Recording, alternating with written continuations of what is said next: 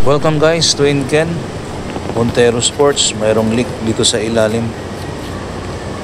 Ito yung tagas ng brake fluid. Tingnan natin dito sa ilalim. Nakita natin dami ng tagas ng brake fluid. Ito yung culprit. Ang brake caliper ay mayroong leaking ng brake fluid. So check natin ano yung tanggalin natin dito. Ito na ngayon yung ating brake caliper. Gumamit tayo ng vice grip dito sa ating hose. Ito yung hose. Yan. Kailangan i-clamp natin yan para hindi tatagas yung brake fluid. Tanggalin muna natin tong hose para mahiwalay natin yung brake caliper. Matanggal natin tong piston.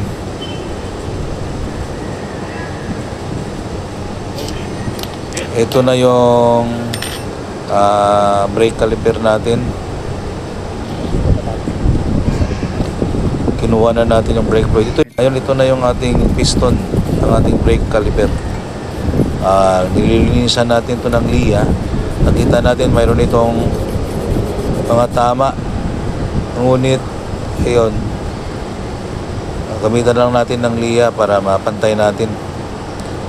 Ito yung naging cause ng leaking dahil marumi at mayroon na yata itong tama. Ito yung tama, so kailangan na yata itong palitan, ngunit wala pa tayong pampalit.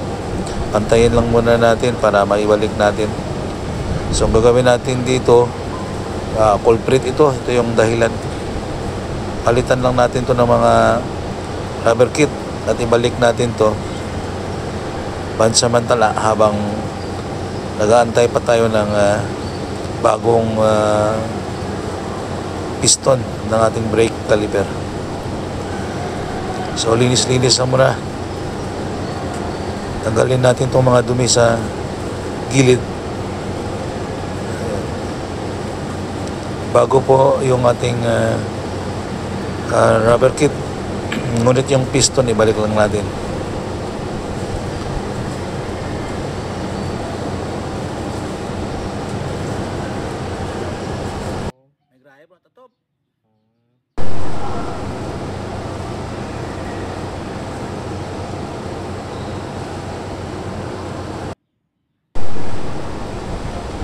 Yan, ilalagay natin dito yung mga rubber fittings, no?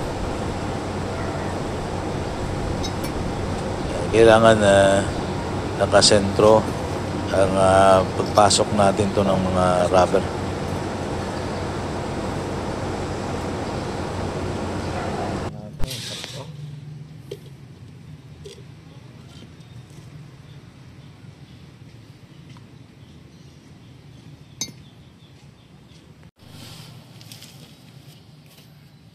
Ang Petron.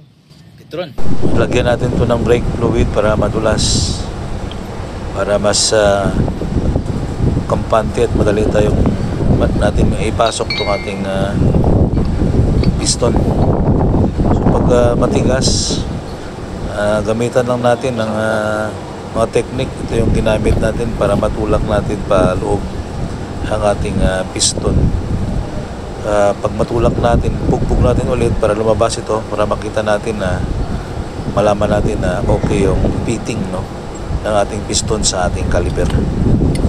So ipugbog natin ito sa kahoy mamaya para matanggal natin at ibalik na, tulak natin ulit pabalik. Ito yung mga ilan sa paraan, no, para mas madali nating maibalik yung ating piston sa caliper. Okay, ngayon ang bleeding na tayo, naibalik na natin yan. So kailangan natin ng bleeding. Ayan, pinapalabas natin yung hangin. So okay na yan. Ayos na yung ating brake caliper at natanggal na yung leak. Thank you for watching.